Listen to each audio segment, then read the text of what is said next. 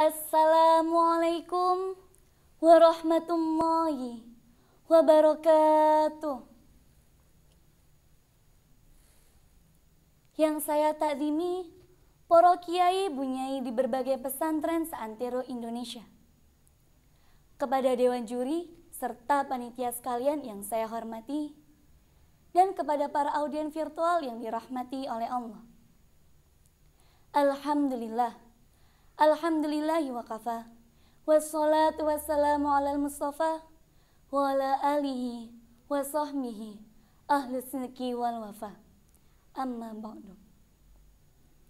Alhamdulillah. Puji syukur kehadirat Allah Subhanahu wa taala yang mana telah memberikan rahmat serta hidayahnya sehingga kita dapat berkumpul di majelis yang berbahagia ini. Salawat serta salam kita haturkan kepada suri tauladan kita, junjungan kita, baginda Rasulullah Muhammad sallallahu alaihi wasallam, putra Abdullah dan Siti Aminah yang diutus menjadi uswatun hasanah yang akan menolong kita dengan syafaatnya di yaumil qiyamah. Allahumma amin. Ucapan terima kasih kepada panitia penyelenggara yang mengizinkan saya tampil pada hari ini. Terima kasih pula kepada para generasi old maupun generasi now yang insya Allah meskipun dengan virtual turut mendengarkan saya dari awal hingga akhir. Terima kasih saya ucapkan kepada Dewan Juri Dermawan yang berkenan mendengarkan saya, memperhatikan saya, walaupun lebih enak santai serta bersenda gurau di tongkrongan favorit. Leres mboten? Hadirin yang dirahmati oleh Allah. Penetapan Hari Santri Nasional merupakan implementasi pengakuan pemerintah Republik Indonesia atas peran besar umat Islam dalam merebut dan mempertahankan kemerdekaan serta menjaga NKRI. Selain itu, momen peringatan Hari Santri Nasional dimaksudkan untuk mengingat dan meneladani semangat jihad para santri dalam merebut dan mempertahankan kemerdekaan yang digelorakan para ulama. Pemilihan tanggal 22 Oktober sebagai Hari Santri Nasional merujuk pada peristiwa bersejarah tanggal 22 Oktober 1945. Saat Kiai Haji Hasyim Asy'ari membacakan seruan kepada umat Islam untuk kembali berjuang mempertahankan kemerdekaan yang ingin kembali dijajah oleh tentara sekutu. Fatwa jihad tersebut seketika menggelorakan semangat juang rakyat Indonesia dari seluruh penjuru tanah air untuk kembali mempertahankan kemerdekaan yang telah diproklamasikan pada tanggal 17 Agustus 1945. Resolusi jihad Kiai Haji Hasyim Asy'ari mempunyai esensi bahwa berjuang mempertahankan kemerdekaan merupakan kewajiban agama. Pengakuan pemerintah terkait dengan syarat tersebut diwujudkan dalam bentuk keyakinan penetapan Hari Santri Nasional, sebuah momen penting untuk mengenang sepak terjang santri dan umat Islam dalam keyakinan bahwa hubbul watan minal iman, dalam artian mencintai tanah air sebagian dari iman. Seperti yang sering kita nyanyikan, ya lal watan, ya lal watan, ya lal watan, hubbul watan minal iman, inadu ya lal watan, hubbul watan minal iman. Teruntuk wali-wali Allah abad modern yang telah memberikan keteladanan dalam mengorbankan jiwa dan raga membela agama Allah. Dan untuk seluruh generasi ummah, saya persembahkan pidato saya dengan tema Santri dengan Ideologi Pancasilanya.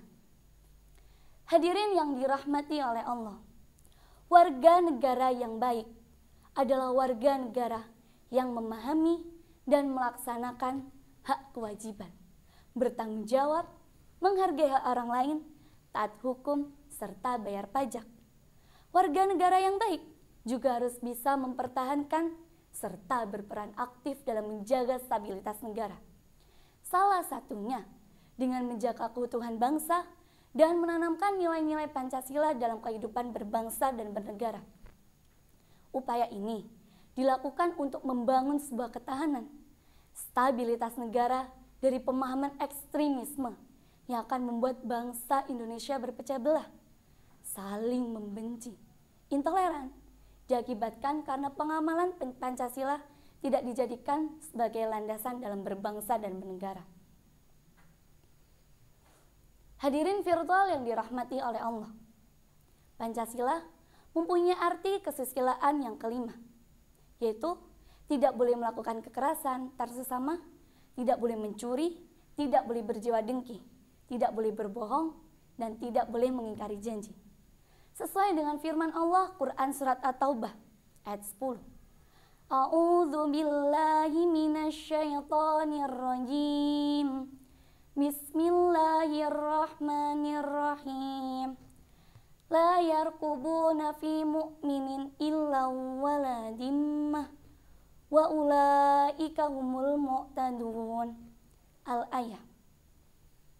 Mereka tidak memelihara hubungan kekerabatan terhadap orang-orang mukmin dan tidak pula mengindahkan perjanjian, dan mereka itulah orang-orang yang melampaui batas.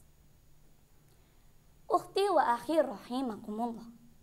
Namun hingga saat ini Pancasila masih saja dipertentangkan. Seakan-akan Pancasila tidak memiliki titik terang di hati bangsanya sendiri. Pancasila masih saja diperdebatkan oleh banyak kalangan, termasuk sebagian umat muslim di Indonesia. Seakan Pancasila tidak tepat dijadikan mayoritas bagi umat Islam. Seperti ungkapan, luka lama hidup kembali. Luka yang ditimbun dengan kata sepakat dioleh kembali oleh orang-orang yang berpikir prematur dalam memahami Pancasila dan Islam pada masa kini. Seakan ulama terdahulu yang ikut serta dalam perumusan Pancasila tidak memiliki pemahaman Islam yang hakiki dengan menerima Pancasila sebagai landasan dasar negara, bukan Al-Quran dan hadis Nabi. Hadirin rahimakumullah, terciptanya kemerdekaan dikarenakan persatuan dan kesatuan yang saling kuat. Budaya seperti ini terdapat di pesantren, yang merupakan aset paling berharga. Karena dalam menjaga persaudaraan, menghormati, tolong-menolong, persatuan dan gotong royong sampai sekarang masih terawat. Sedangkan di luar sana mulai terkikis oleh berkembangnya zaman. Pondok pesantren hadir untuk menjadi alternatif pemenuhan kualitas manusia Indonesia dalam hal keimanan dan ketakwaan, serta pemenuhan kualitas di dunia dan di akhirat. Prioritas dari tujuan pendidikan pesantren ini yakni menekankan sikap dan etika yang mencerminkan nilai-nilai Pancasila, mulai dari sila pertuhanan, sila kemanusiaan, sila persatuan, sila musyawarah, dan sila keadilan yang dijadikan landasan hidup bersama santri di pesantren. Maka dari itu, santri harus bangkit dan menjadi agen perubahan. Dengan bahasa kerennya, agent of change. Agar negara bisa lebih maju dan menjalankan agama tetap tenang. Santri harus menguasai semua lini kehidupan bermasyarakat. Santri harus melek teknologi untuk membendung paham-paham yang akan merusak negara dan citra agama. Dengan selalu membuat, meng-share, dan membendung konten-konten yang bisa merusak negara dan agama, sesuai dengan jargon yang masyhur di kalangan Nahdlatul Ulama. Al-muhafadatu ala qadimi sholih wal ahdu bil jadidil aslah. Menjaga warisan lama yang baik dan mengambil baru yang lebih baik. Sekian dari saya. Bila ada piring yang pecah, jangan disimpan dalam peti. Bila ada kata-kata saya yang salah, jangan disimpan dalam hati. Undur maqalah wala tandur manqalah. Wassalamualaikum warahmatullahi wabarakatuh.